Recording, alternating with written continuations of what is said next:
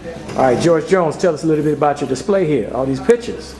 Well, these pictures are of about 18, 19 years of following the rodeo, the black rodeo specifically, and photographing history of the making of the urban cowboy as well as the cowhands that live in the country part of Illinois and other places. And that means you would consider yourself a cowboy. Oh, absolutely. I've had the experience of owning a horse for 11 years, and which consists of 11 years of fun. My horse passed away. I had my horse for 11 years before he passed away last year. Also, before that, I borrowed a horse for about 4 years. And in fact, my horse has gone on. The Western riding, the culture is still in my blood. I don't think I'll ever be without it. It's been a lot of hard work, a lot of learning, and a lot of excitement. As a kid, it was on my mind and my heart as a kid. And finally, I started going to the International Anthem Theater, where they had the Black Rodeo once a year. And about 18, 19 years ago, I met a cowgirl by the name of Julia White, and she helped me get on the rodeo circuit.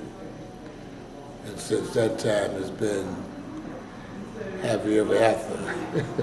Well, it's like anything else. You take it step at a time. I've gone to classes every year down in Springfield at the Illinois Horse Fair, where they have some of the best trainers in the country teaching. I've studied under Chris Cox, also under the horse whisperer Buck Bonneman, and a few others. One thing I found out about horses is that was our first real stage of freedom and learn how to train a horse. And in order to train a horse, you and that horse has to become one. And during slavery, when people were running away, they were getting caught because they were on foot. But when people became one with the horse, freedom became possible because you and that horse could go where you wanted to at a fast speed. And we did train the horses for everybody that was going to ride horses, because the mode of walking has not been that long ago. When you looked at the Army, most of the men were walking except for maybe 2 or 3 guys, officers at the head who were riding horseback. And then soon after that, as we trained horses and court horses, horse became available to everybody. How do we catch horses?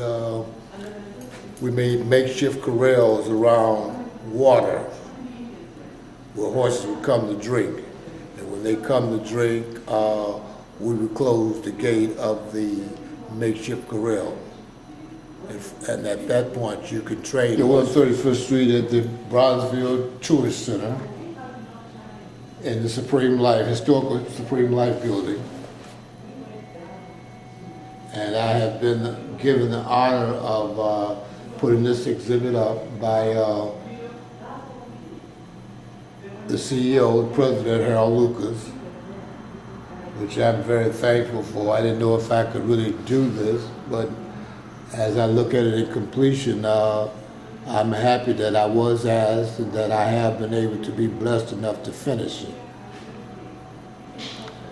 All of these cowboys and cowgirls are truly my heroes, especially Thurl Ladding, who has kept our history and our culture going.